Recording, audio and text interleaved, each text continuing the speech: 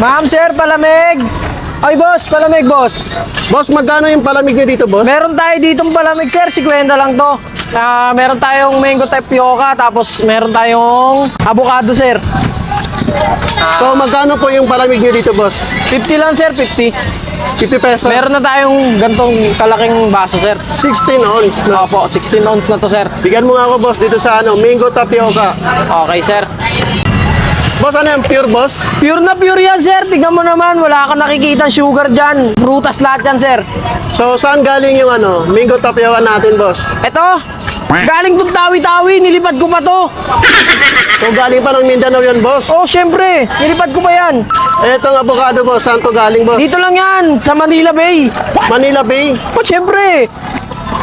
So, hindi kayo naglalagay ng kahit anong sugar dito, boss? Wala, sir. Makikita mo naman yan. Meron tayong mangga. Meron tayong avocado. Pure na pure yan, sir. Para sa inyo Talagang yan. solid, no? Solid talaga yan, sir. So, ano oras ka nagtitinda dito, boss? 8 ng umaga hanggang magsara kami nito ng 9 ng gabi. 9 p.m., no? Okay.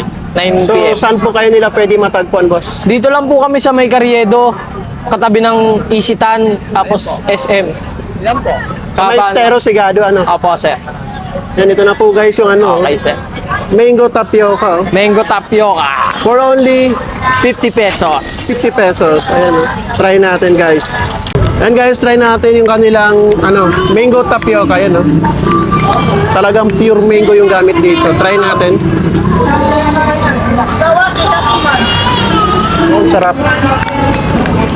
Hindi siya ganun katamis, guys, eh, no? Talagang purong-puro yung gamit nila dito. Try natin ulit. Daming solid.